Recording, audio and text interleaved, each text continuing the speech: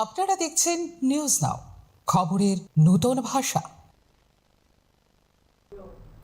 প্রধানমন্ত্রীর আহ্বানে জ্বালানি সাশ্রয়ে এবার গুরুত্বপূর্ণ সিদ্ধান্তের কথা জানালেন রাজ্যের অর্থমন্ত্রী প্রণজিৎ সিংহ রায়।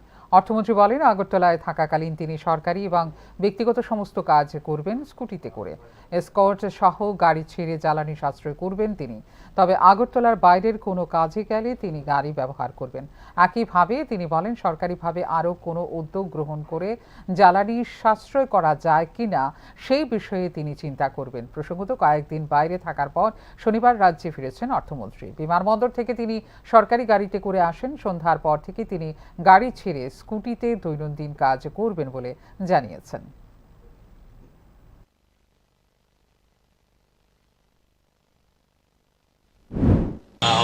আমার ছেলের স্কুটি আছে।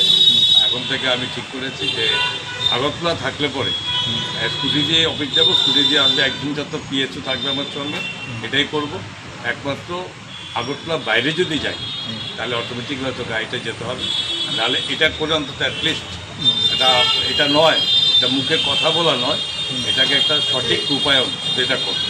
অপরদিকে মাননীয় মুখ্যমন্ত্রীর কথা বলবো যে অর্থ দপ্তর আমি আসি, সেখানে আরও স্বাভাবিকভাবে সরকারের কীভাবে আরও কিছু করা যায় সেটাও অলরেডি উনি ঘোষণা করেছেন, ওয়ার্ক ফ্রম হোম, এবং তার সঙ্গে এটাকেও যাতে কীভাবে করা যেতে। ধন্যবাদ।